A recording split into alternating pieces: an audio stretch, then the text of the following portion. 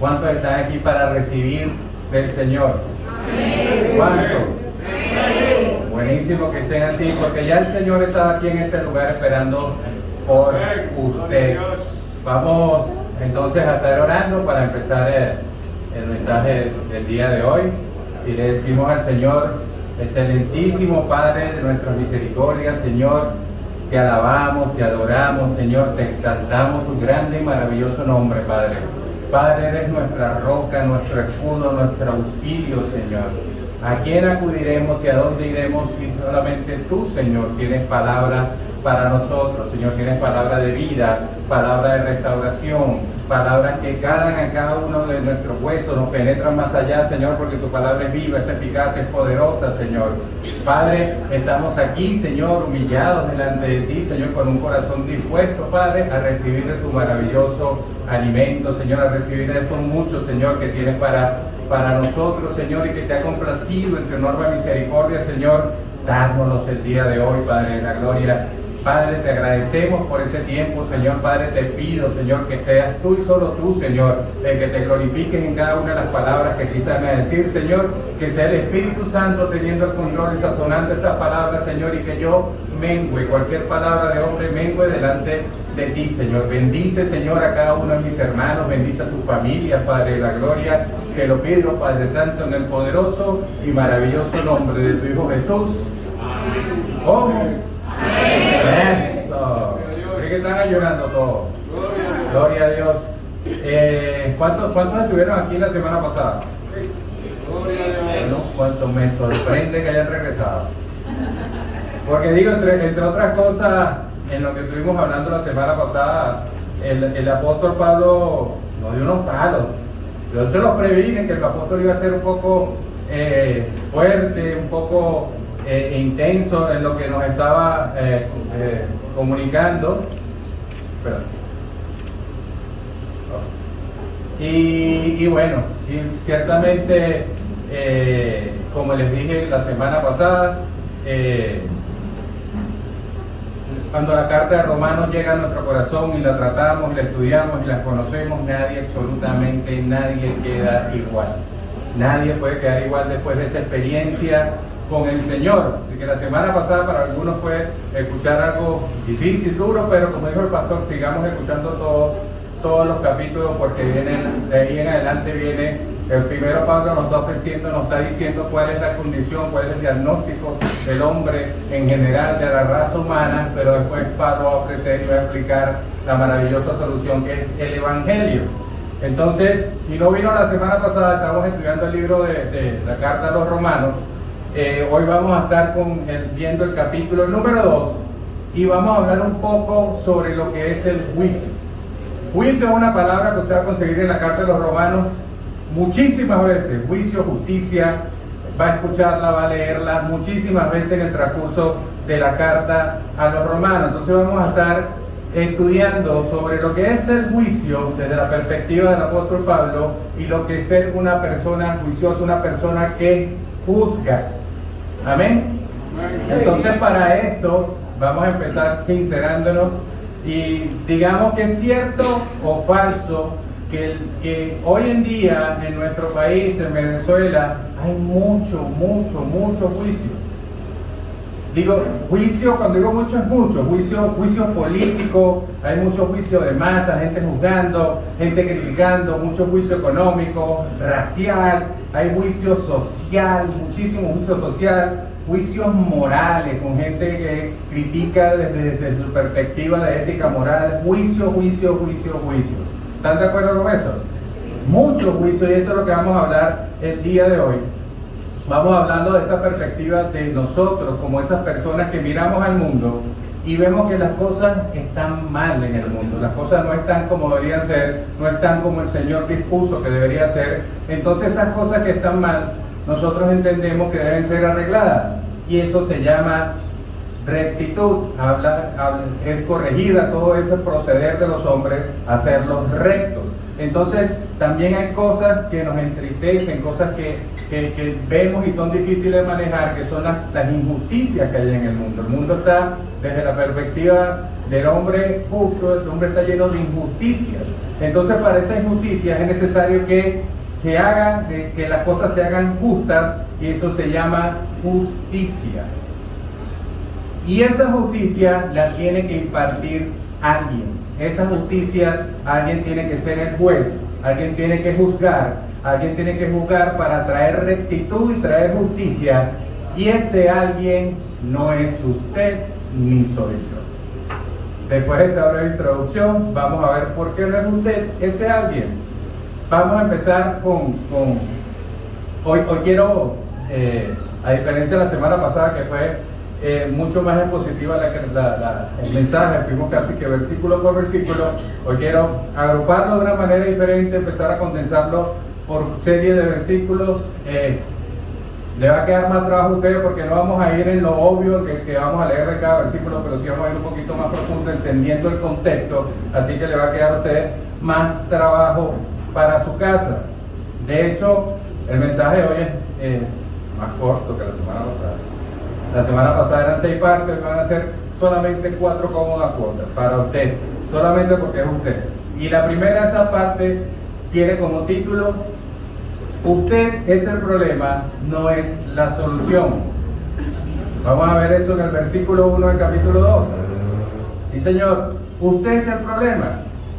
Y si usted está casado, su cónyuge, sea su esposa o su esposo, está de acuerdo con él. Usted es el problema. Y no le importa si usted le parece o no, usted es el problema. Pablo, en este capítulo, cuando la palabra dice que meditemos en ella, meditar es un poquito recrear en la mente las situaciones que estamos viendo. Le voy a pedir que nos pongamos espiritualmente en ese sentido, a imaginarnos la situación. Porque Pablo empieza en este capítulo una discusión con un oponente imaginario, como si Pablo tuviese un juicio defendiendo su caso, defendiendo su punto, y el oponente es un oponente imaginario, pero este oponente imaginario tiene unas características muy particulares. Este oponente imaginario es altamente moralista y muy religioso. Entonces, este oponente imaginario es alguien que se levanta después que Pablo en el capítulo 1 dijo lo que dijo ese dictamen, habló de las perversiones sexuales, de las desviaciones, del género, de todo lo que era lo menos que le dijo a la raza humana, fue chismoso, le dijo de todo. Entonces este oponente se está levantando porque no está de acuerdo con ese dictamen, con ese diagnóstico que dio el Señor a través de Pablo, y Pablo va a empezar entonces la defensa de su punto contra ese oponente. Ahí es donde empieza todo. Romanos 2, versículo 1, dice la palabra del Señor: por lo cual eres inexcusable, oh hombre, quien quiera que seas tú que juzgas, pues en lo que juzgas a otro, te condenas a ti mismo. Porque tú que juzgas, ¿qué haces? Lo mismo. Entonces, decía que miramos al mundo, y lo que tendemos a hacer en nuestra naturaleza humana es juzgar las cosas que pasan al mundo y juzgar al mundo. Pero lo que no tendemos a hacer es a juzgarnos a nosotros mismos. De hecho, somos especialistas en conseguir excusas para no hacerlo.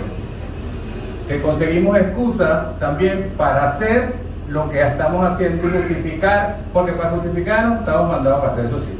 Nosotros para justificarnos, eso mira, desde que llegué tarde pasó hasta un accidente con una bomba nuclear. Usted justifica absolutamente todo, porque si es que yo soy así porque me criaron así, porque desde chiquito yo no comía avena, porque el entorno social me empujó a hacer esto, porque mi raza, porque mi condición, porque mi cultura, excusas para no juzgarnos o para justificar las cosas que estamos haciendo.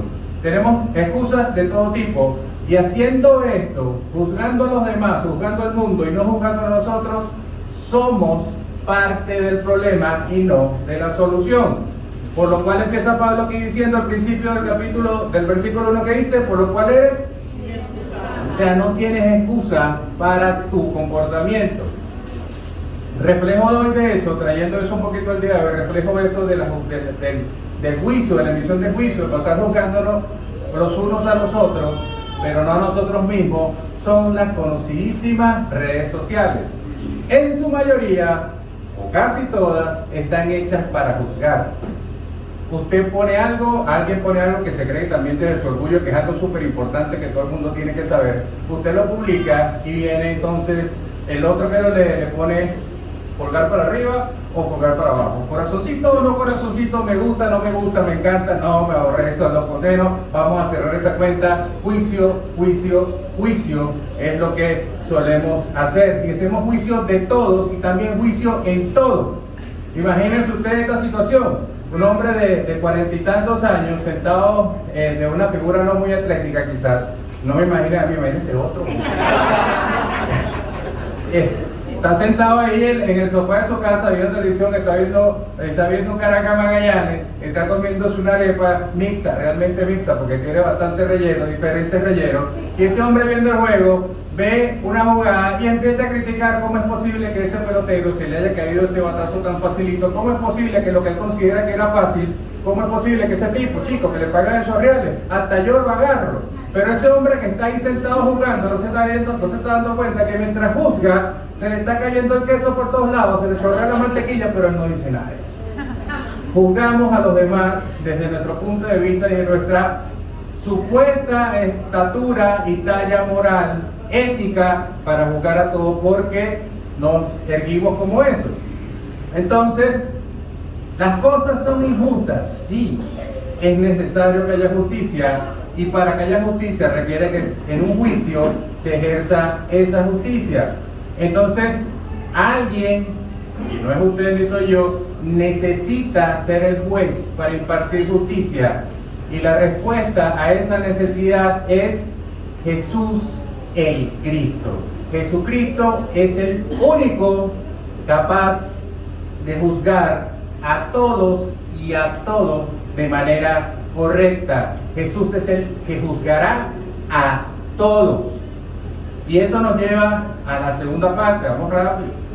Nos lleva a la segunda parte, que el título es Jesús es el juez de jueces. No hay un juez más grande que Jesús, todos están por debajo de él. Y eso lo vamos a ver en los versículos del 2 hasta el 5. Ya me va bien. Dice la palabra del Señor: mas sabemos que el juicio de Dios contra los que practican tales cosas, que es, ¿según qué? Eso quiere decir que es justo, que es correcto, porque viene de Dios.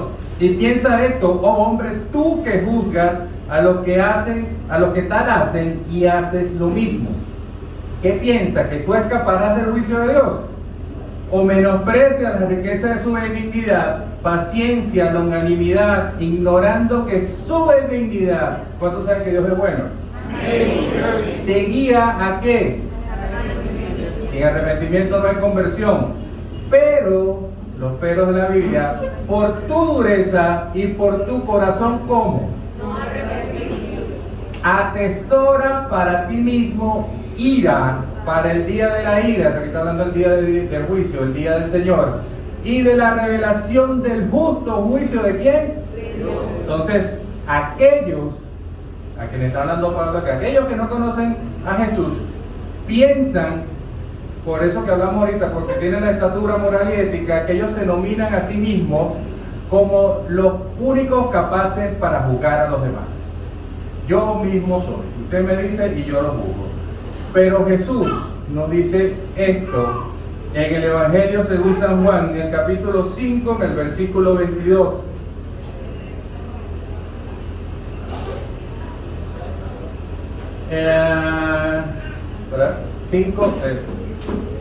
Juan 5, 22. Dice lo que está diciendo acá: porque el Padre a nadie juzga, sino que todo el juicio se lo dio. ¿A quién? ¿Quién es el responsable entonces de hacer juicio, de juzgar a todos?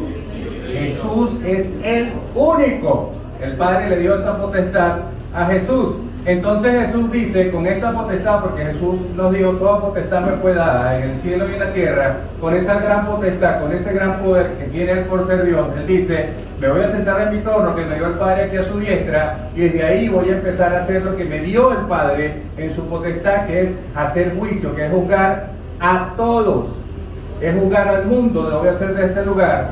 Y eso lo estoy parafraseando lo que puede decir Jesús, pero lo que seguro no está pensando Jesús y no está esperando Jesús es que tú llegues al cielo para que te sientes al lado de Él y le digas, aquí estoy yo para ayudarte a juzgar.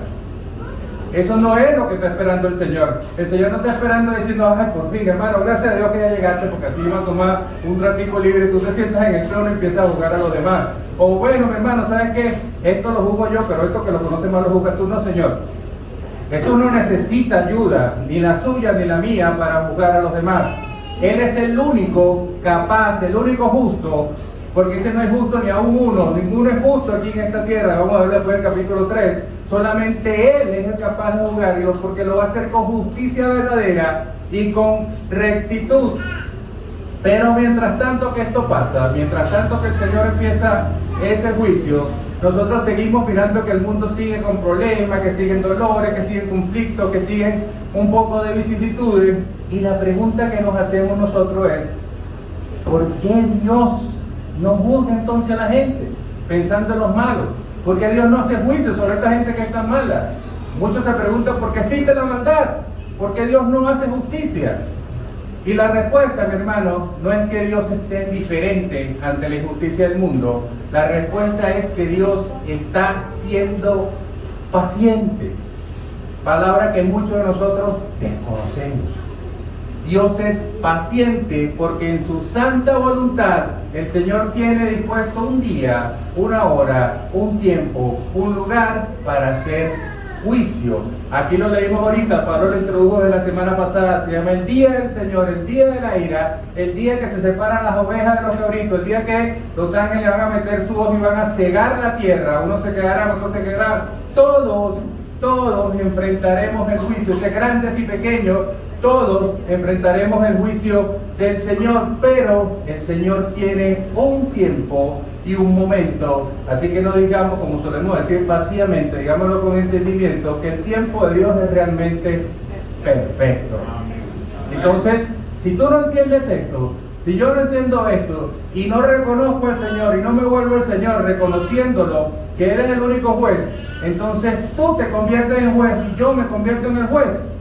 Y si no entendemos esto y no nos miramos y no nos volteamos a la cruz sabiendo que Él es el único porque la potestad se la dio el Padre, entonces te convertirás en alguien que no se somete a ese juez y por el contrario, eres el juez de los demás.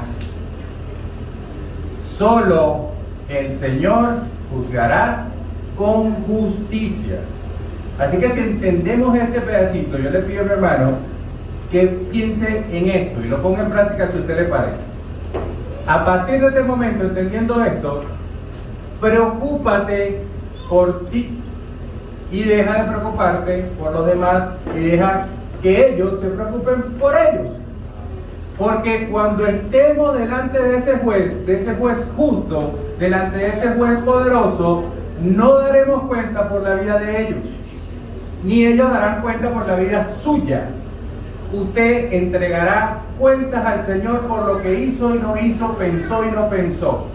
Usted mismo, por nadie más lo va a meter, usted mismo es su propio abogado, usted mismo va a entregar cuentas al Señor. Entonces, si esto es así, deberíamos empezar a pasar nuestro tiempo, si juzgamos a alguien, a nosotros mismos, revisándonos, como dice la palabra, expulcándonos en nuestro interior, corrigiendo lo que haya que corregir, arrepintiéndonos y confesando y pidiéndole perdón al Señor que nos perdona todo, de manera que lleguemos lo más limpio, lo más correcto y lo más puro a ese maravilloso día que esperamos todos encontrarnos con el Señor cara a cara, que el Señor ciertamente su juicio sea para recompensa y no para condenación, para que el Señor te diga, has sido un siervo fiel, ven, entra en el gozo de tu Señor. Señor, que usted le va a dar un maravilloso aplauso en este momento.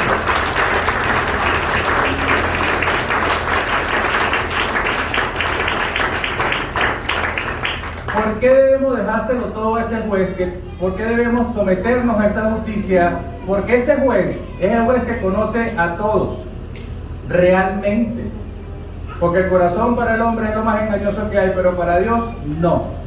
Dios conoce los corazones, conoce las intenciones de tu corazón, que es un poquito más allá. Y ese juez lo conoce todo, lo sabe todo. y tiene absolutamente todo bajo control. Aunque usted no dude, aunque usted vea que pasan cosas, todas las cosas que pasan las permite el Señor.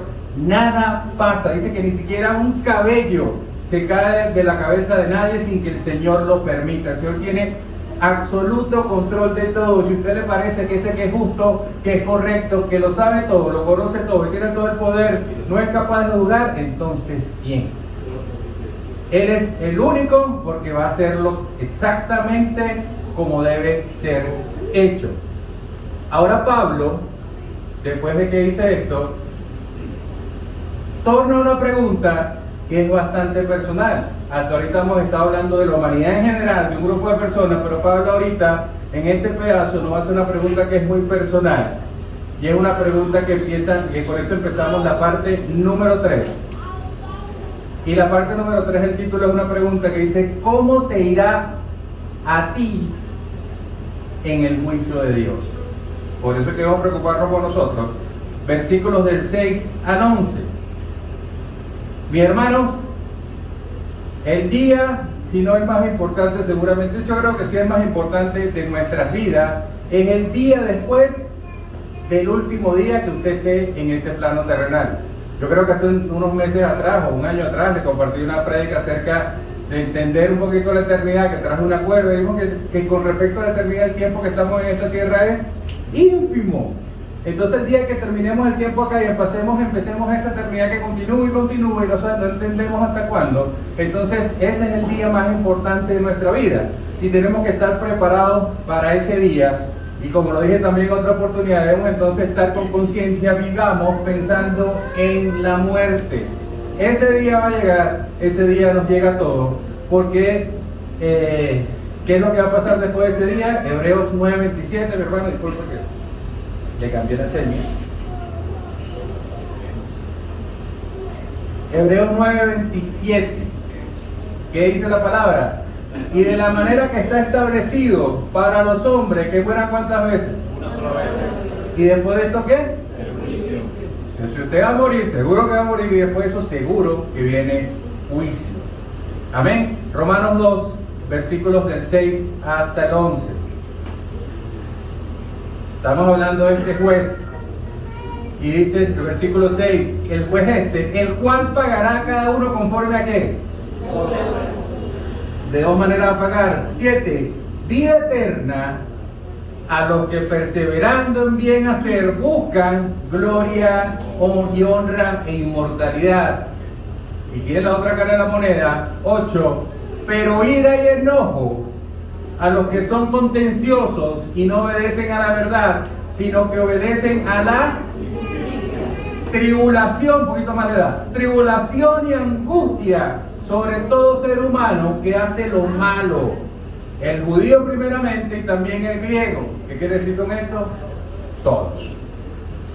Pero gloria y honra y paz a todo aquel que hace lo bueno, el judío primeramente y también ¿quién? A todos. ¿Pero por qué? Porque no hay acepción de personas para con Dios. Y aquí está hablando del juicio. Todos vamos a ser sujetos de ese juicio porque Dios no está comprando tomate que dice este sí, no. Todos. Todos, porque el Señor no hace acepción de personas. Entonces dijimos que es necesario que alguien juzgue, y ese que juzga, como dice acá, no hace excepción. Cuando dice el judío griego quiere decir a todos, y por si no nos quedó claro, dice que el Señor no hace excepción. Porque si hay alguien en este tiempo que con esta gente de esta nueva onda, esta nueva modalidad de género, si hay alguien que realmente es inclusivo, es el Señor. Porque es para todos, sin excepción. Entonces, si hablamos de la necesidad de justicia, lo primero que le pido que hagamos, mi querido hermano, es que tenemos que aceptar y reconocer nuestra propia injusticia o injusticias. Porque fíjense, ¿quién es el único justo? Porque nuestro gran Señor y Salvador se encarnó, se hizo hombre, vino a este mundo como Dios y Salvador, vino a la tierra, vino sin ningún pecado. Dice que la palabra en Isaías que aquel que no conoció pecado fue hecho pecado por el perdón del pecado suyo y el pecado mío. Aquel que no fue, era impoluto, que cumplió la ley de principio a fin. Sobre ese fue puesto el peso del pecado de todo el mundo. ¿Por qué? Porque Él era perfecto, es perfecto, es completamente justo y es bueno. Dios es bueno. Y a ese que es justo, perfecto y bueno, que encima de eso vino a esta tierra a salvarnos, a cargar con el pecado de todos nosotros, porque la paga del pecado, ¿cuál es? A ese nosotros quisimos, lo odiamos, nos opusimos a él, lo arrestamos y lo crucificamos. Digo crucificamos porque no fue que lo mataron, porque no fue cualquier muerte, sino fue la muerte más indigna que para aquel tiempo se podía dar, que era la muerte colgado en un madero. Así que ese madero, esa cruz donde colgaron a Jesús, esa cruz, cuando usted la vea, cuando usted se mire hacia la cruz, esa cruz le muestra en primer lugar lo malo que somos nosotros. Eso es lo primero que revela la cruz, lo malo que somos nosotros, porque el único bueno, ¿quién es? Dios. Y nos muestra también entonces que el Dios es bueno. La cruz nos muestra eso, porque si realmente entiendes lo que pasó en esa cruz, entiendes cuál fue el juicio, entiendes qué fue el sacrificio sustitutivo que hubo ahí, que el que merecía justicia, el único que merecía justicia, y el que merecía muerte lo cambió. Usted merece muerte, dame tu muerte a mí y yo te doy mi justicia. Ese sacrificio sustitutivo que se hacía antes por las cabras, que ponían antes las manos en las cabras y entonces pasaban mis pecados para allá. No, literalmente fue puesto sobre él todos sus pecados, lo que usted hizo, lo que va a hacer, lo que vamos a hacer todos esos pecados fueron puestos sobre sus hombros. Y si usted realmente entiende esa justicia, tiene que mirar hacia la cruz de Dios para saber que solo ahí puede encontrar justicia. Y si entiende lo que es rectitud, entiende entonces que en esa cruz colgaron a aquel único que fue justo, completamente puro, que cumplió todo la voluntad del Padre hasta el último día. Dice que se convirtió no solamente en hombre, sino en siervo. ¿Y siervo cómo? Siervo fiel. ¿Y fiel hasta cuándo? ¿Hasta que le provocó? No, hasta la muerte. Ese es el único recto. Entonces, cuando miramos a la cruz, conseguimos en ella los 3 puntos que nos está hablando Pablo desde el capítulo 1, especialmente aquí en el capítulo 2, que es el juicio, la justicia y la rectitud. Si recibes ese sacrificio, si en tu corazón aceptas que lo que se hizo ahí se hizo por ti, y lo aceptas y te arrepientes de tus pecados y de haberlo condenado y de haberlo rechazado, y lo aceptas en tu corazón, esa justicia es el pago por tu vida. Esa justicia es la que te hace hoy libre y la que te hace hijo de Dios. Y es esa justicia a través de la cual te ve el Señor hoy. El Señor no ve lo que alguna vez fuiste, el Señor ve esa nueva criatura que eres hoy a través, lavado por la sangre de nuestro Señor Jesucristo. Eso es así. Pero si tú rechazas esa justicia, si rechazas a Jesús, que no viste la palabra, ¿qué es lo que estás haciendo? Entonces estás acumulando ira para el día de la ira. Quiere decir que el día de la ira es como un bingo que se está rifando entonces condenación, y usted tiene carotica por carotica, cartón completo. Si usted rechaza el sacrificio que hizo el hombre más grande que ha pasado por esta tierra, Dios mismo hecho hombre, si usted rechaza el sacrificio, es un muy mal plan. Porque muerte y juicio, y el día del juicio, si usted acumuló ira, ay, ay, ay. Romanos es una carta que nos habla no solamente de lo que sucedió, no es una carta histórica, no es algo que nos habla de algo que alguna vez sucedió y ya no más. Él nos habla de algo que sucedió, pero que sigue sucediendo. Algo que sucedió en ese momento, cosas, actitudes de los hombres que sucedió en aquel tiempo y hoy en día siguen pasando. No son solo condiciones antiguas, sino son condiciones humanas que son iguales ayer, en ese tiempo, y las son hoy. Porque la palabra de Dios no es letra muerta, la palabra de Dios está viva. Entonces, esa carta, entre otras cosas, nos habla de la inclinación del corazón humano. En principio, a querer justicia, a que se haga juicio, que se acabe la injusticia, que todo sea justo y que sea recto. Y eso nos lleva al cuarto y último punto.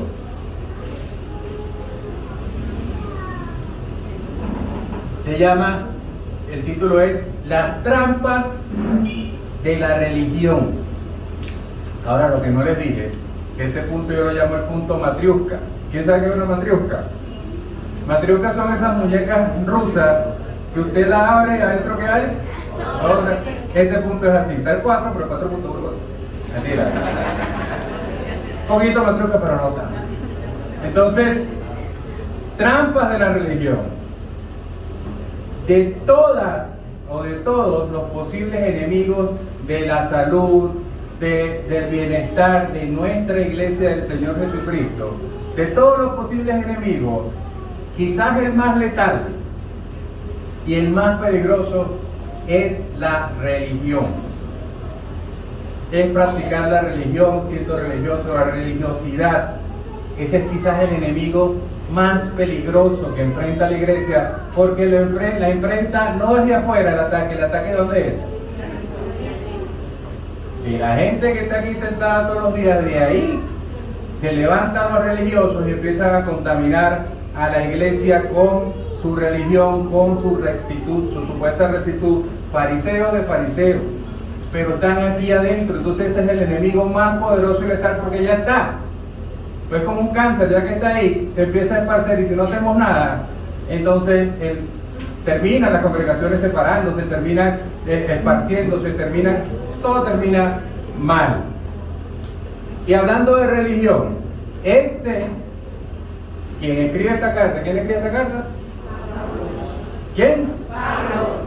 Que está escribiendo esta carta, fue, si se quiere, el más religioso de todos. Y no es que yo lo averigüé, no es que me lo contaron, él mismo lo dijo. Filipenses 3, versículo 6.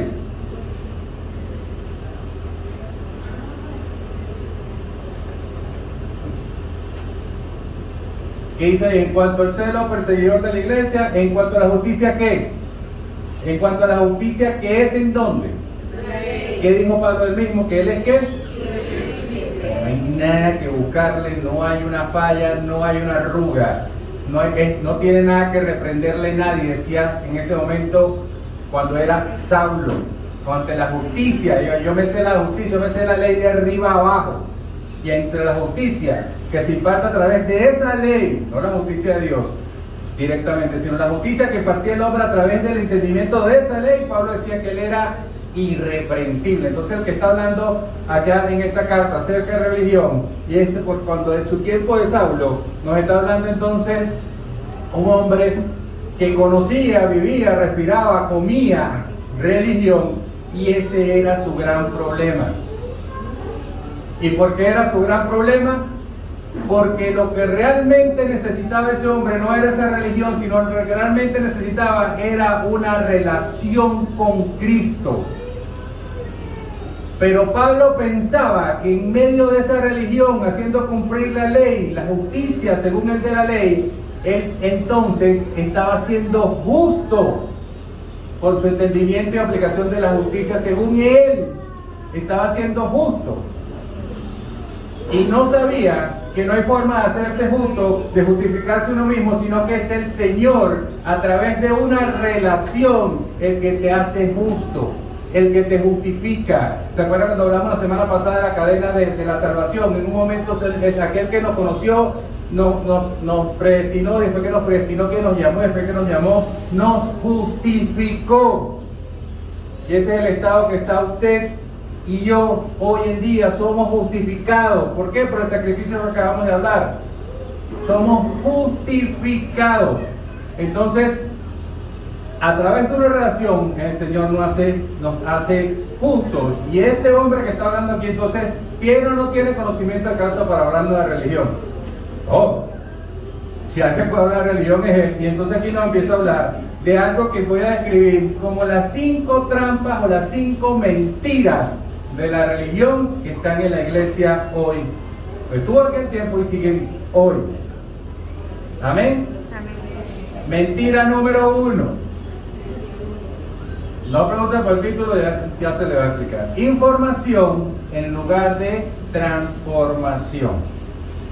Vamos a ver los versículos 12 y 13.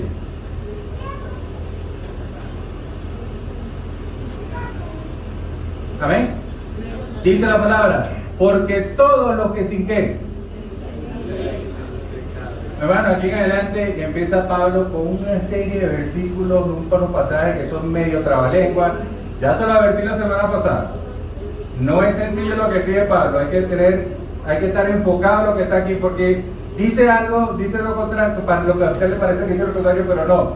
Recuerde que si usted cree que Pablo está equivocado, ¿quién es el que está equivocado? Dígalo. Dice, no son capaces de decir. Las mujeres dicen él. Es hombre. Porque todos los que sin qué han pecado, sin ley también, ¿qué pasará? Justicia. Y todos los que bajo la ley han pecado, ¿por qué? Por la misma ley serán juzgados. Justicia.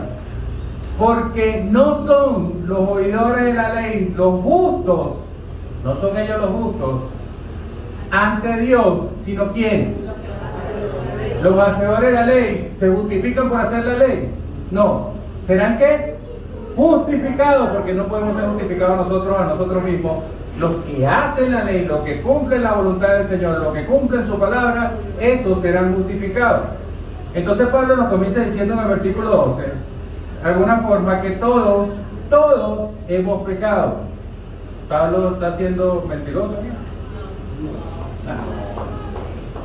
Todos hemos pecado. Y digo, les pregunto esto porque pasa que nosotros, como hablamos al principio, tendemos mucho a ser más conscientes, tenemos más presente y más fresquito el pecado de los demás que el nuestro. Es más fácil conocer que todos son pecados. Bueno, yo no sé de los demás, yo no.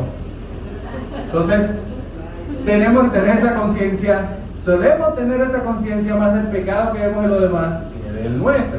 Vivimos en un tiempo que todos hacen el mal, pero nos gusta hablar de la maldad de todos, mas no nos gusta de hablar de nuestra ¿qué? Me cuesta decirlo. Y así, viendo las cosas de esa forma, empieza de alguna forma la disposición y la tendencia hacia una actitud religiosa. Ojo con eso. Continúa Pablo diciendo en el versículo 13, de alguna forma, parafraseando, que cuanto más sabes, más responsable eres. Le decía el tío de Peter Parker, el hombre araña, con grandes poderes, grandes responsabilidades. Aquí, mientras más sabes, más responsable eres, dice Pablo. Mientras más conoces, porque cuando habla aquí de los que tienen la ley, los confronta con aquellos que no tienen la ley, y al final dice que las escrituras no son solamente para ser escuchadas, sino que están ¿para qué? Para ser obedecidas. De nuevo, las escrituras no están solo para ser escuchadas. Muy bien que usted venga para acá y se siente ahí y me escuche, pero nada hace si usted no es obediente, no a lo que yo digo, a la palabra del Señor. Pero entonces, ¿cuál es el meollo? ¿Cuál es el tema que tiene Pablo con esta susodicha ley? Que la ley. Vamos a ilustrarlo de alguna forma. Aquel tiempo entonces, en aquellos días, Jesús caminaba y se encontró con unos líderes religiosos que se le acercaron y dijeron: Señor, oh Dios mío, en esto que nos entregaste, en este libro, en los primeros 5 libros, en el Pentateuco, hay 613 cosas, leyes, que nos dicen qué debemos hacer y qué no debemos hacer. Nos dice que si tenemos que conseguir una cabra, que si tenemos que ir este día y no el otro, que si tenemos que hacer esto, que si no debemos hacer lo otro, que si tengo que hacer un altar, que si tengo humo santo, que si tengo que si debo que si no debo que. Señor, dijeron los religiosos, ¿es posible que tú nos simplifiques esto? ¿Es posible que tú esas 613 cosas nos las hagas más sencillas? Y el Señor les dijo, la voz del Señor es mejor. Sí, claro que puedo hacer esto, y te voy a resumir las 613 cosas en 2.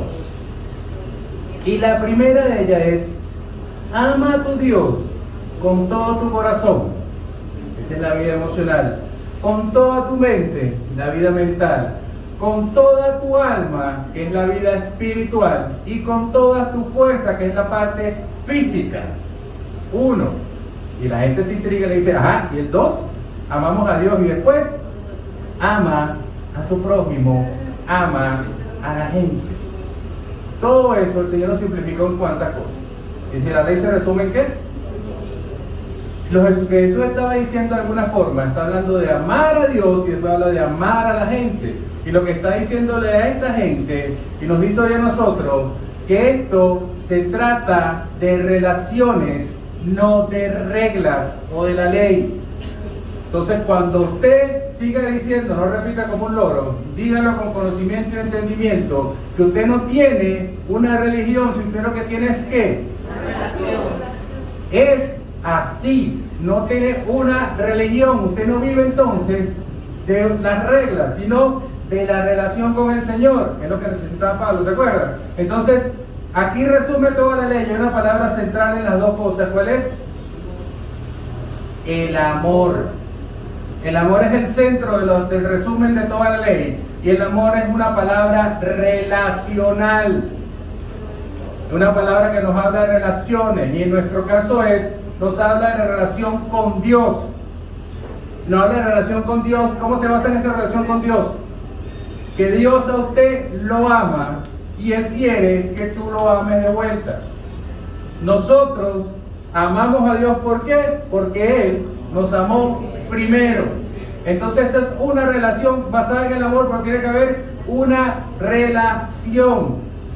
No está siendo bíblico, no puedes hablar de madurez bíblica ni madurez espiritual a menos que seas relacional, primeramente con Dios y después con quién. Entonces, ¿qué es lo que pasa? Que las personas, sí, cierto, dígame si es mentira, la mayoría, por no decir todo, pero la mayoría de las personas que tienen ese espíritu de religión suelen ser las que menos se relacionan, que menos relacionadas, las más difíciles de relacionarse, porque dicen que si mientras más serio mejor, que mientras más allá de esto aquí mejor. Las personas que son religiosas, que viven en la religión, piensan que lo de la relación, está bien, mi hermano lo saludó porque bueno, pero hasta ahí. No se relaciona con hermanos, mucho menos, que los hermanos que lo ven, mucho menos con Dios, a quien no ven. Entonces esa gente que es sumamente religiosa, es la gente esa que te cita versículos, que se para y te cita versículos, pero realmente se siente como si te estuvieran dando golpes, así. Porque no hay amor en sus palabras, no hay amor en lo que te están diciendo. Esas son las personas religiosas. Entonces, la palabra, lo que nos está diciendo aquí Pablo, lo que nos está diciendo aquí es que no se trata de información, no se trata de que usted use la Biblia para decir que cuánto conozco de la Biblia, me sé 700 versículos de memoria, me la sé de tapa a tapa, o sé la Biblia y sé lo que dice la Biblia, lo uso para discutir, argumentar con gente de otras congregaciones, a los testigos de Jehová, lo uso para discutir, para argumentar. Y no se trata de eso. Dice que se trata que esa palabra, que esa ley, que esa Biblia, usted la tiene que usarla para su transformación. No es información, es para transformación. Para transformarte en alguien que pueda, primero que amar a quién, y después amar a, denle la gloria al Señor.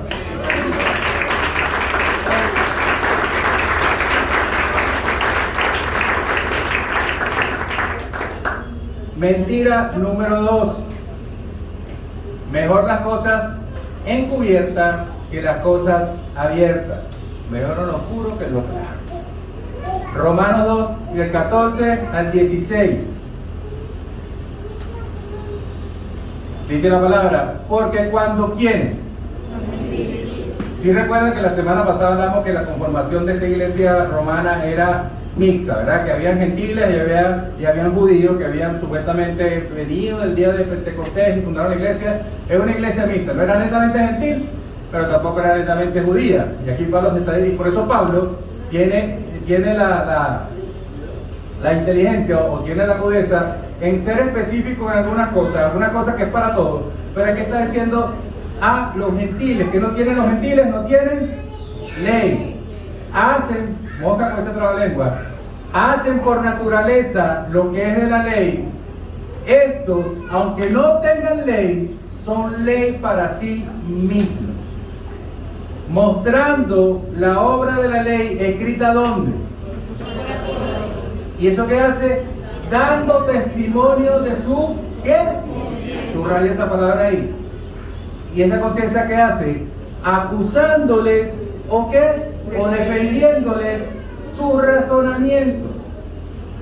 En el día que Dios juzgará, ¿por quién? ¿Quieren que va a hacer el juicio? Los secretos de los hombres, conforme a mi evangelio, dice el Señor. Ay, ay, ay. Dios es bueno. Dios es moral. Dios es correcto. Dios es justo. Y esos son atributos del Señor. Y hay atributos, eso es parte de otra clase, pero hay atributos que son comunicables y no comunicables. Hay atributos que el Señor nos puede comunicar, nos puede transmitir. Y estos tres atributos el Señor nos puede comunicar. Nos puede transmitir su amor, nos puede transmitir su moral y nos puede transmitir su justicia, lo que es correcto, su rectitud. Y una de las formas que el Señor tiene, o la primera, o una de las formas que el Señor tiene para comunicarnos algo, es a través de cierta cosita que todos tenemos dentro de cada uno de nosotros y se llama la conciencia.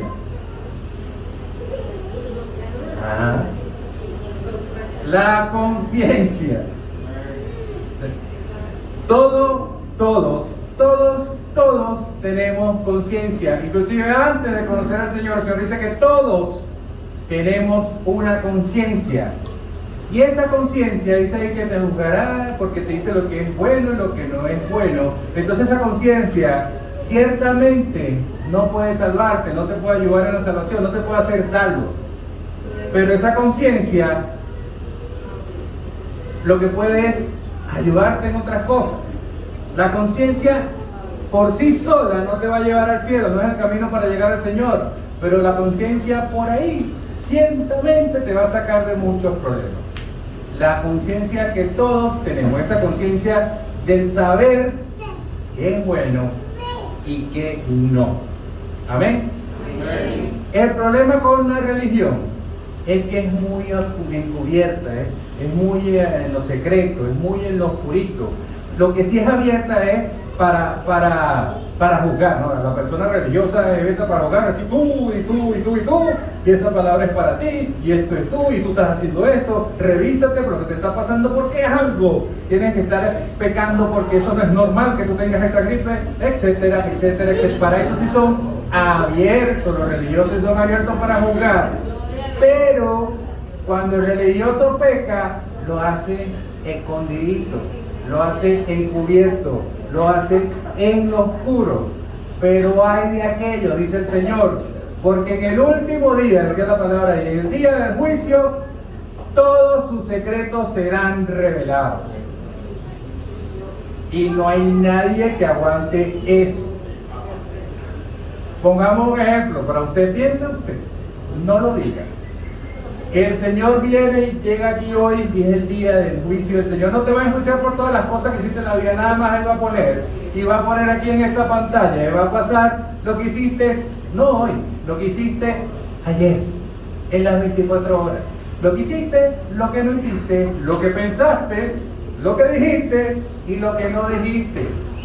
¿Cuántos aguantan que eso sea publicado acá? Poquitos o ninguno aguantamos eso, que el Señor pase. Entonces creemos, dice Gálatas 6:7, no os engañéis, Dios no puede ser burlado. ¿Y se puede engañar a usted? Puede engañar a los demás, puede engañarlo por un rato, puede engañarlo por mucho tiempo, pero a Dios no lo engaña a usted ni un segundo. Entonces, ese día, todo lo que usted hizo, que creyó que nadie lo vio, como decía el pastor esto alguna vez, como aquel hermano que se iba, fumó un cigarro, se lo fumaba allá arriba en la azotea escondidito, porque creía que nadie lo iba a ver. Pero ¿quién lo está viendo? ¿Y quién sabía que lo está haciendo mal? Su conciencia. Entonces, el problema de la religión es que hacen las cosas encubiertas, pero el Señor dice que todas las cosas encubiertas, que todos los secretos, que todo lo que usted hizo en lo oscuro, todo será revelado. absolutamente todo. Y yo soy testigo que el Señor, cuando usted esté en ese problema, cuando usted esté en ese dilema, el Señor te va a mostrar a ti y te va a dar la oportunidad a ti en la intimidad con Él para que te arrepientas, para que te corrijas, para que te examines y te pongas a cuenta. Él te va a dar la oportunidad. Y te lo va a traer una y otra vez. Y te lo va a poner en la cabeza cuando ores. Y te va a decir, epa, tienes esto pendiente. Y usted mismo, el Señor no te va a obligar a nada, tiene que ponerse a cuenta con Él. Porque si usted cree que lo va a mantener guardadito, el día de la hora que usted enfrente cara a cara al Señor, eso saldrá a la luz. Y muchos se quedarán con la jeta abierta. Mentira número 3. Solo predicar y no practicar. Ese es el título. Solo predicar y no practicar. Vamos a leer un pasaje un poco más extenso, desde el 17 hasta el 23.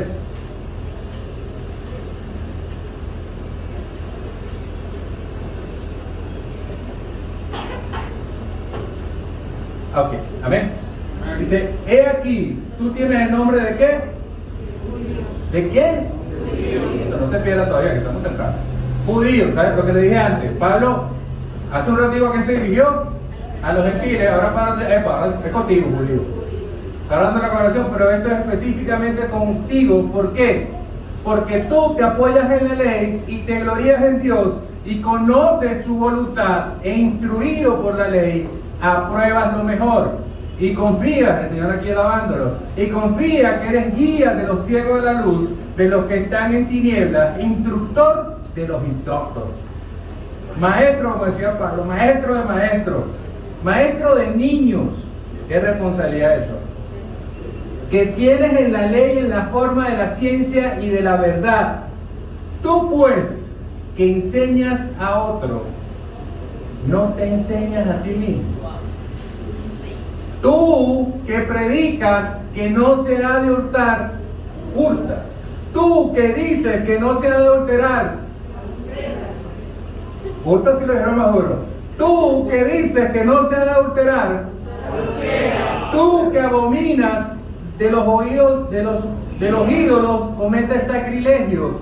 Tú que te jactas de la ley, con infracción de la ley, deshonras a Dios. Ay, ay, ay.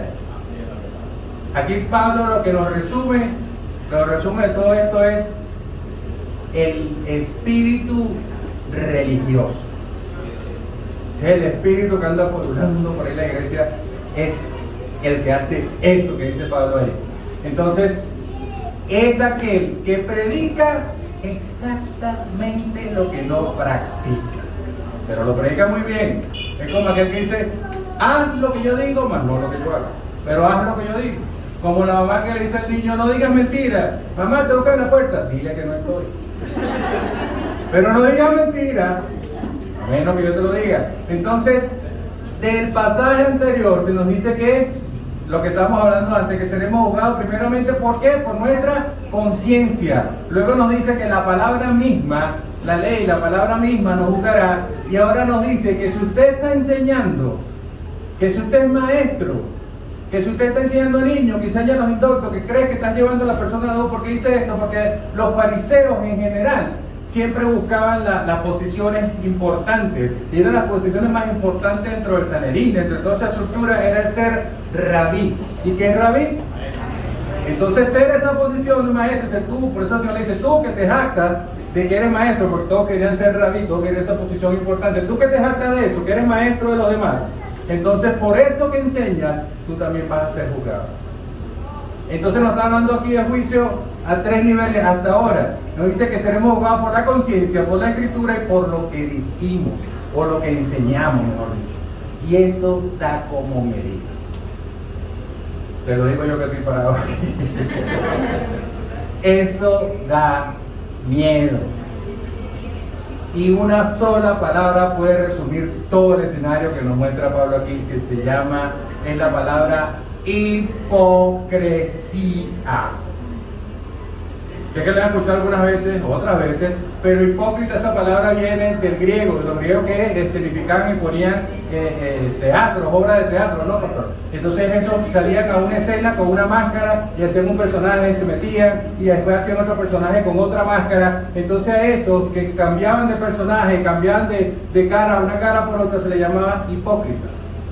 De ahí viene el sentido de esta palabra, que tienes mucha cara, pero ninguna de esas caras es la tuya verdadera. Entonces vivimos en un mundo donde la hipocresía anda pero al reverendo galope, desde todos los niveles. El Señor sabe por qué. Porque políticamente, por ejemplo, hay gente que en la política, desde su posición, ordenan cosas que ellos no cumplen. Como eso de que te quieren que es mentira, pero yo las digo.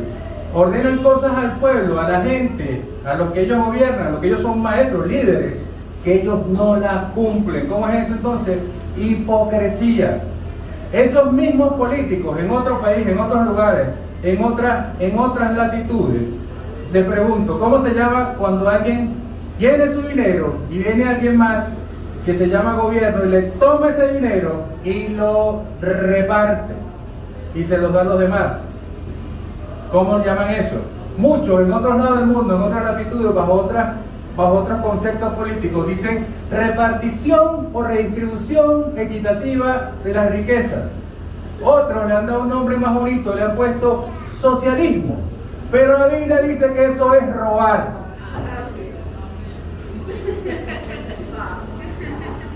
Apaga los comentarios. Y lo tenemos esto. Imagínense que usted tiene su Biblia y que la Biblia son unos binoculares. Con unos binoculares usted puede ver lo que está aquí y lo que está. Pero ¿qué no puede ver usted con unos binoculares? A usted mismo, ¿verdad? Entonces lo que nos está diciendo Pablo aquí, en medio de la hipocresía, que no seas hipócrita, no sigas viendo con los binoculares, con la Biblia usándolo con los binoculares, para decir a que le hace falta bañarse, ese vino con la misma ropita, no. La Biblia está diciendo, nos está diciendo que la usemos como un espejo. Con un espejo donde usted se refleja a usted mismo y usted dice, yo necesito bañarme, me trae la misma ropita, yo esto y lo otro. Entonces la Biblia no son binoculares para ver a los demás, debe ser un espejo para verse a sí mismo, porque la Biblia te confronta primeramente con tu pecado, y no con el pecado de los demás, con el pecado tuyo. Amén. Y por eso el Señor trata con todos de manera diferente. Y eso nos lleva a la mentira número 4. Reglas, sí. Relaciones, no. Aquí viene el meollo de este asunto. Romanos, un solo versículo. Versículo 24.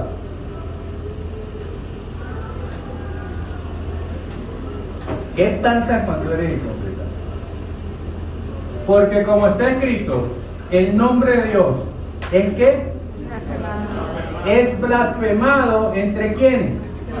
Cuando dicen los gentiles son aquellos que no conocen la ley, que no conocen la palabra en aquel tiempo, entre aquellos del nombre de Dios que es blasfemado por culpa de quién. ¿Con qué venía Pablo hablando ahorita? ¿A quién le venía hablando? Entonces, eso es lo mismo que hemos venido hablando desde el principio, ese estilo de vida religioso, legalista, basado en reglas hasta el final, reglas, más reglas, que es punitivo, que ese sí lo que hace es reprender. Ese estilo de esa gente religiosa es lo que realmente hiere a la iglesia. Pero realmente no hiere solamente a la iglesia, sino que realmente hiere las relaciones con algo que es la estructura fundamental, que es la familia. Porque Dios desde el principio se ha presentado no como un Dios de alguien o de algunos, sino como un Dios de familias, y entre las familias 1000 generaciones. Porque el Señor dice, yo soy el Dios de ¿quién? De Abraham, pero yo soy el Dios de Isaac, y soy el Dios de generaciones. Yo no soy el Dios nada más de Abraham, dice el Señor. Él es el Dios de toda la descendencia, de toda la generación. Porque a Abraham Él le prometió que descendencia infinita, como las estrellas o como las arenas. Esa religión hiere la familia. La religión la hizo el demonio, la hizo el diablo, porque el diablo sabe que destruyendo la familia es más fácil destruir a la iglesia, en su entender. Sabemos que las puertas del Hades nunca van a prevalecer delante de la iglesia, pero ese es su plan. Dios, él trabaja para destruir, para dividir familias, porque Él no te puede quitar lo que el Señor te dio, pero sí te puede tomar el lugar que tú abandonas cuando tú renuncias a trabajar para el Señor y dejas tu lugar de batalla. Entonces Él sí lo toma. Él no te puede arrebatar nada, pero sí puede tomar lo que tú abandonas. Entonces, es cierto o no, ironías, del mismo mundo que creó y de la misma sociedad que creó el enemigo, que las personas que más necesiten allá afuera de la palabra, pero lo primerito, lo que mayormente se consiguen de frente, son con religiosos. ¿Vale? Son con religiosos. Porque no sé cuántos de ustedes nacieron aquí dentro de la iglesia, nacieron de una familia cristiana, pero aquellos que no venimos de la iglesia, que venimos del mundo, que nos convirtió el Señor, nosotros, díganme ustedes cuántos de ustedes antes de convertirse al Señor no odiaban a los evangélicos, pero los odiaban mal debido a ese evangélico que ustedes conocían. Ese evangélico, que era todo juicio, que era todo regla, y que era todo castigo, y que era todo condena, sobre todo mucha condenación, mucha condenación. ¿Cuántos de ustedes no llegaron a aborrecer a los evangélicos por eso?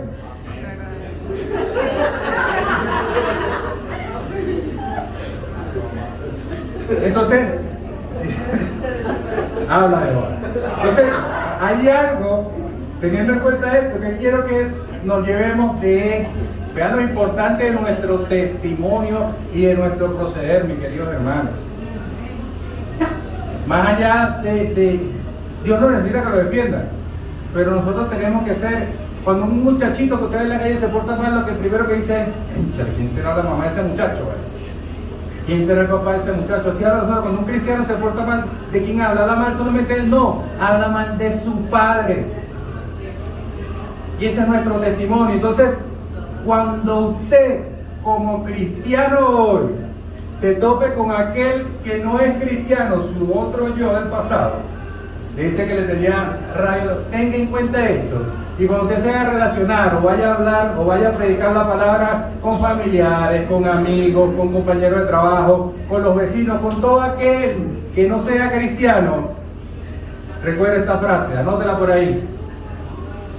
Conéctate antes de corregir. Repito, conéctate antes de corregir. ¿Y qué significa eso? Que si usted va a hablar con alguien cosas de su vida, cosas importantes de esa persona, debe asegurarte primero que esa persona sepa, entienda y guarde en su corazón, tenga ese entendimiento que tú lo amas, que lo haces desde el amor y que estás buscando verdaderamente lo que es mejor desde ese amor para él.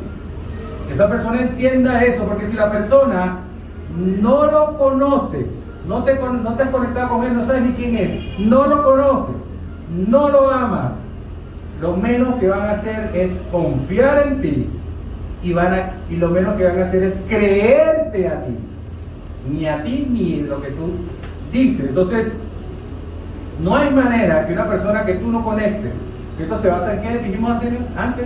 Relaciones. Entonces, si usted no se relaciona con la gente, entonces esa gente difícilmente va a creer que lo que usted le está diciendo es por su mejor interés, para que te vaya bien en la vida. De hecho, es posible que pase todo lo contrario, como ya ustedes lo dijeron, no lo dije yo, lo dijo el Señor, que pueden pensar que lo que estás tratando es de atosigarlo, es de instigarlo, de controlarlo, de castigarlo. Eso es lo que pueden llegar a pensar si usted no se conecta con esa persona y le empieza a hablar de juicio, condenación. Entonces, lo que hacen es que repudien o rechacen todo lo que le dices. Y haciendo esto, en ese combo, ellos van a rechazar al Dios del cual tú le estás hablando. Conéctate antes de corregir. Entonces, como una enseñanza alterna, podemos decir que está muy bueno ganar argumentos, tener conocimiento, eso está bien, pero nada está mejor que ganar almas para el Señor. Gloria a Dios, denle la gloria a Dios.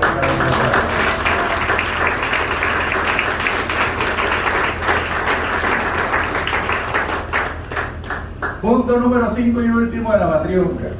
Mentira número 5. Exterior, no interior. Físico, más no espiritual. Visible, más no invisible.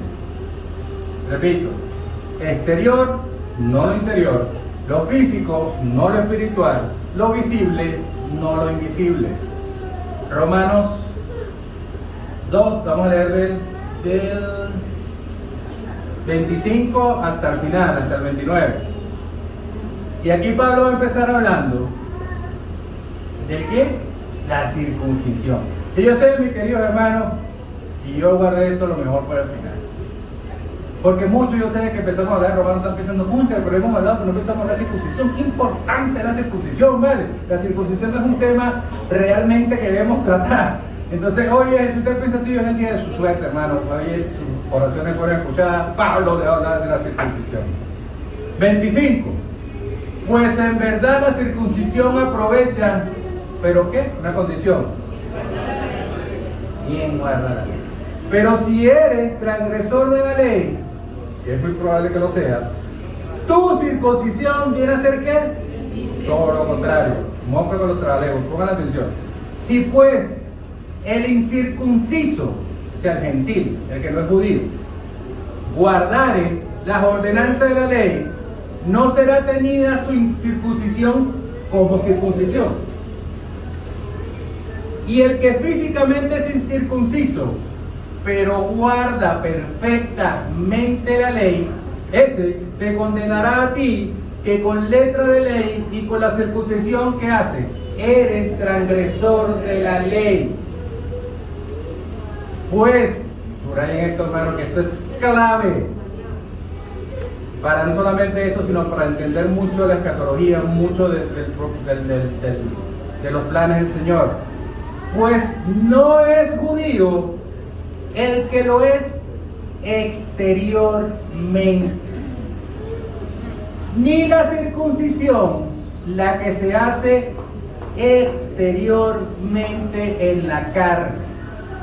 29, sino que es judío, este sí, el que lo es ¿dónde? Interior. Y la circuncisión no es exterior, no es en la carne, sino es ¿dónde? En el corazón. ¿En qué? Espíritu. Todo en el Señor es espiritual, no en letra, la alabanza del cual viene de los hombres. Si no viene de los hombres, sino viene de quién? De Dios. Porque si usted hace las cosas para los hombres, cuando los hombres se lo reconozcan, ya usted tiene su recompensa. Pero aquí si lo hace para Dios, el día ese que venimos hablando, en el momento que el Señor le ponga su corona, en la corona tenga muchas diademas, en ese momento el Señor le va a reconocer lo que usted hizo, porque lo hizo ¿para quién? No para el hombre. Entonces lo que Pablo está diciendo aquí, vamos a resumir todo este trabalengua, es que las señales externas no tienen sentido si no tienen algo, algún asidero, algún ancla en lo interior. No se trata de parecer, se trata de ser.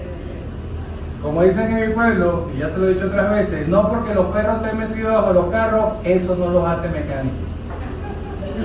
No se trata de parecer, se trata de ser. Porque, por ejemplo, otra ilustración más. Conmigo, ¿es así? Conmigo. Si yo estoy casado,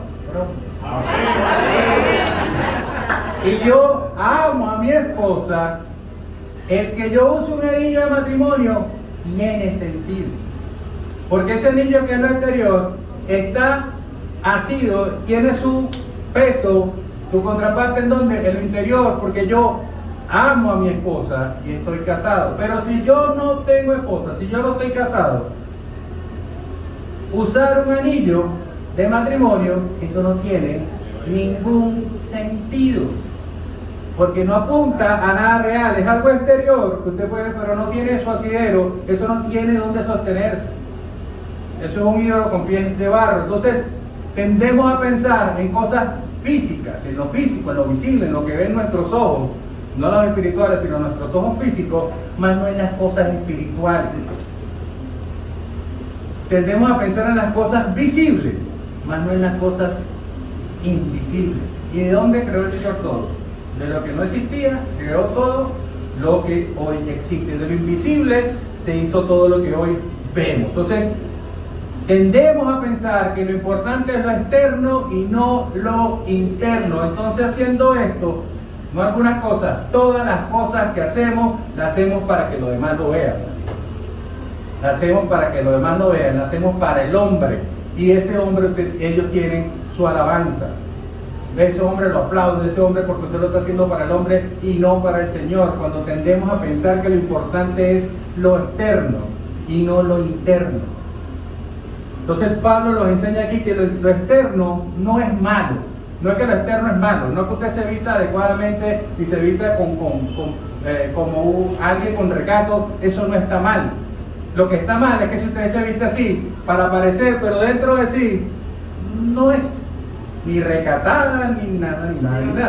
Tiene que conectar lo externo con lo interno. Entonces lo externo, que usted vista correctamente, que usted honre al Señor, que usted es como danzarina, honrante con su uniforme que significa algo para el Señor, no está mal lo externo, siempre y cuando lo interno lo conecte, porque es en definitiva lo interno, es lo espiritual, es lo de adentro, es el corazón lo que le importa a Dios. Amén. Entonces, muchas veces nos pasamos el tiempo tratando de cambiar, de transformar, pero no lo interno, sino lo externo. Voy a tratar de cambiar cómo me he visto, voy a tratar de cambiar el corte de cabello, voy a tratar de cambiar, me voy a quitar la arete que tenía, no sé. Trato de cambiar lo externo para agradar a los demás, en nuestro caso, para agradar a mis hermanos, lo que ellos ven, y así puedo pasar yo, como eso de más cristiano la secreta. Puedo estar ahí metido entre todos y nadie va a decir nada, no va a llamar la atención, mientras menos me arrime no salgo en la foto, así pasa. Nos preocupamos más en lo externo, inclusive para agradar a los demás. Pero vamos a hacerlo esto un poquito más dinámico y más divertido. ¿Y por qué más divertido? Porque lo divertido lo odia a los religiosos. Eso que dice que mientras más serio y más, no sé, más santo mejor, y mientras todo sea una liturgia mejor. Entonces, a esos religiosos, si hay aquí, espero que no haya aquí ninguno, gloria al Señor, pero si hay alguno, si usted escucha alguno en otra iglesia por ahí, entonces usted siendo más ameno, más divertido, usted lo ministra. No todo es eternamente, el Señor tiene sentido del humor. Vamos a hacerlo de una forma más dinámica. ¿Cuáles serían, para entender esto mejor, cuáles serían algunas cosas? Yo sé que la gané mucho a la mente. Que alguna vez te han dicho que si haces esto, eres verdaderamente cristiano. Alguna cosa.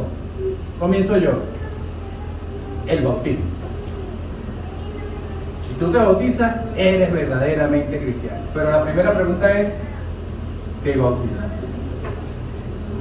Y esa pregunta tiene otra preguntita pequeña, otra letrica pequeña, te dicen, ajá, pero ¿te bautizaste? Digo, ¿te bautizaste de adulto o te bautizaste de bebé?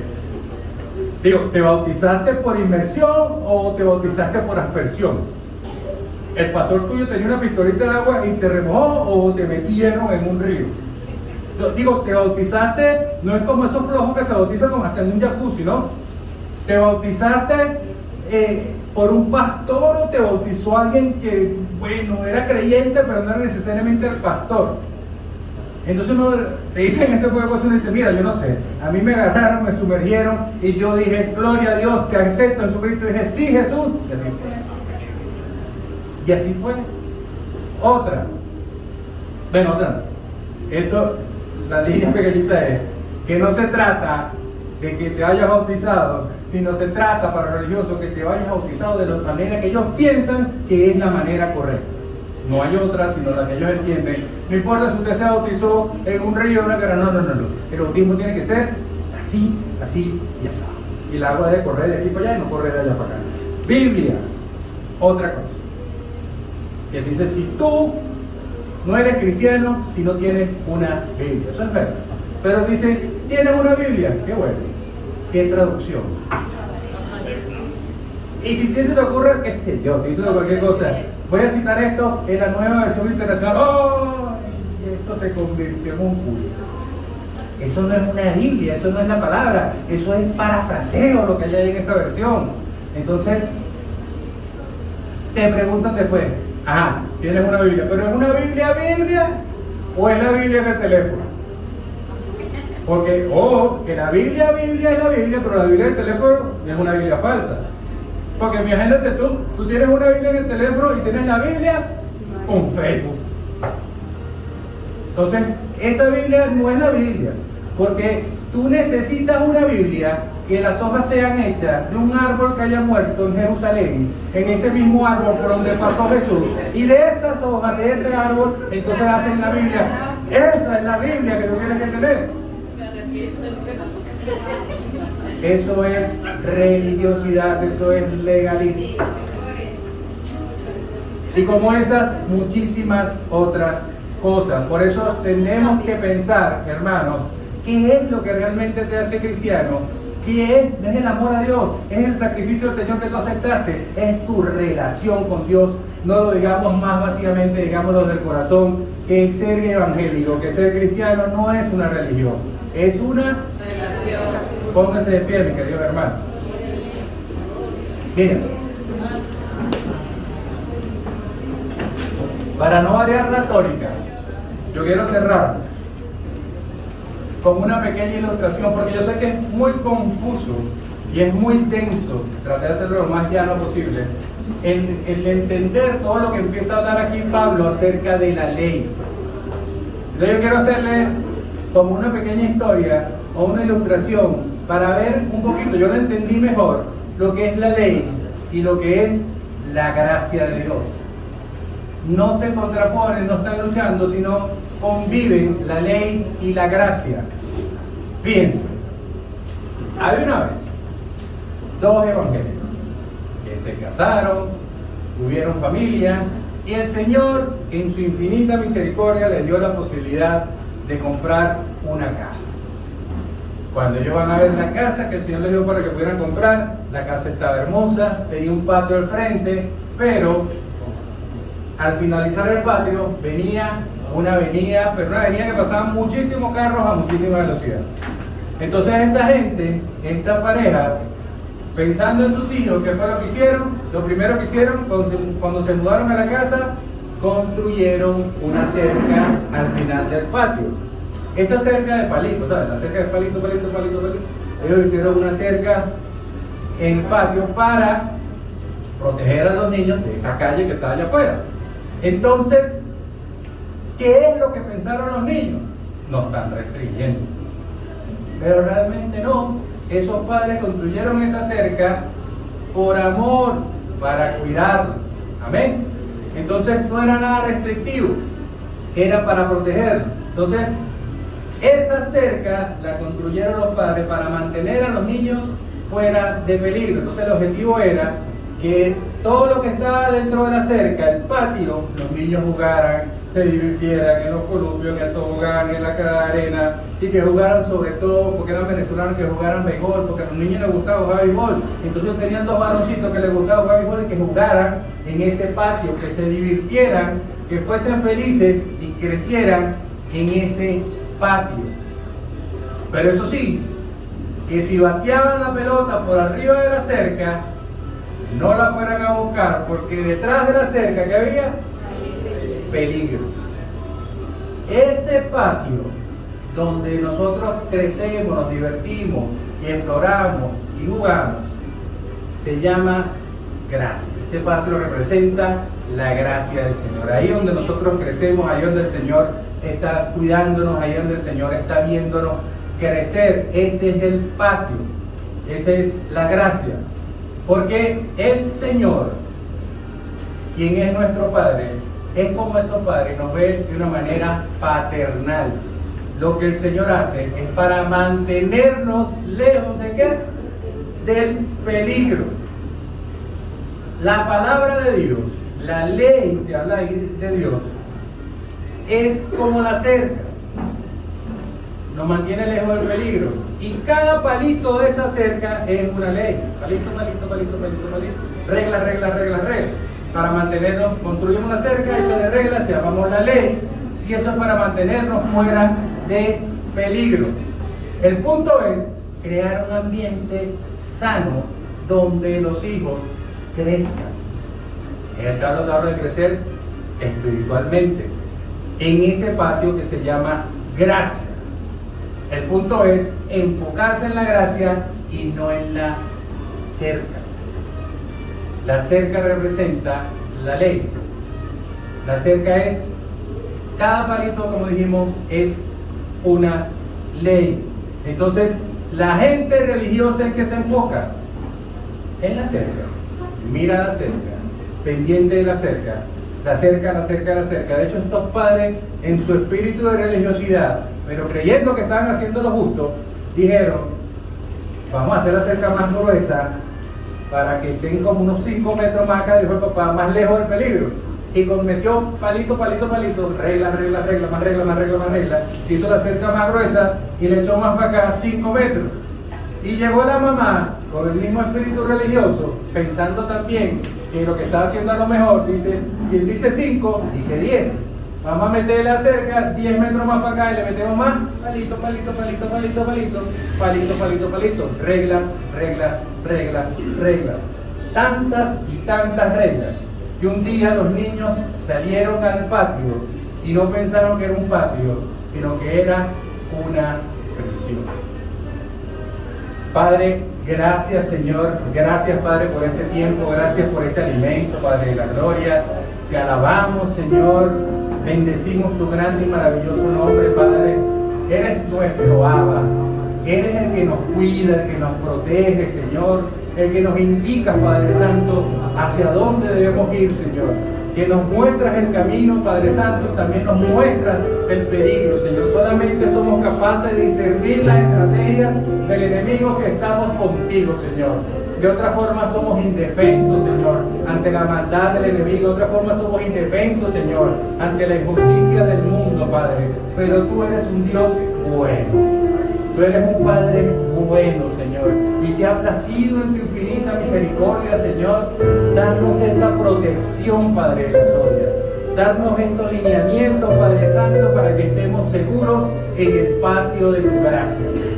Tu gracia que nos invita a ir más allá, Señor, tu gracia que nos bendice, Señor. Tu gracia que es lo que debe prevalecer en nuestro corazón, Señor. No debemos tener nuestro corazón lleno de reglas, Señor, lleno de imposiciones, Padre Santo, que te hacen ver a ti como un Dios tirano, como un Dios cruel, un Dios que espera que hagamos lo malo para reprendernos. Ese no eres tú, Señor, ese eres el que quiere mostrar el mundo, Padre de la gloria. Pero nosotros estamos llamados a mostrarte, Padre, como realmente eres, Señor. Eres el más hermoso, el más poderoso, el más grandioso. Eres el único, el guerrero, el que provee, el que sana, el que consuela, Señor. Señor, permite que nuestro verdadero yo, que el yo interno, que lo espiritual prevalezca en todo tiempo, Señor. Y que no nos avergoncemos de ser llamados cristianos, Señor. Que no nos avergoncemos de tu nombre, porque tú no te avergüenzas de nosotros, Padre Santo. Padre, eres bienvenido a este lugar, Señor. Eres bienvenido a nuestras vidas, Señor. Eres bienvenido a nuestro corazón, Señor. Entrónate, Padre Santo, en nuestros corazones, Señor. Entrónate, Señor, en nuestras vidas, Señor. Hazlo, Señor, una vez más. Glorifícate, Señor, en la vida de mis hermanos. Glorifícate en la vida de su familia, Señor. Que conozcan la gracia de tu pueblo, que conozcan tu misericordia, que conozcan tu amor, Señor. Y que den testimonio de tu grandeza, Señor. No aquí, sino en cada lugar donde vayan, el testimonio de su vida sea más grande que cualquier cosa que sus bocas puedan decir. Que su vida misma hable más que cualquier palabra humana que puedan decir. Que su vida misma hable de ti, Señor, más que la de ellos, Señor. Porque estamos aquí puestos para hacer tu voluntad y no la nuestra, Señor. Porque tu voluntad es buena, es agradable y es perfecta, Padre de la gloria.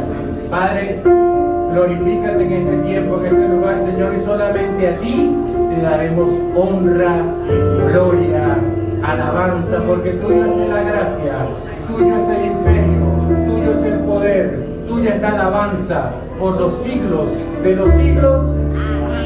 Dios lo bendiga, mi hermano. Dios le bendiga.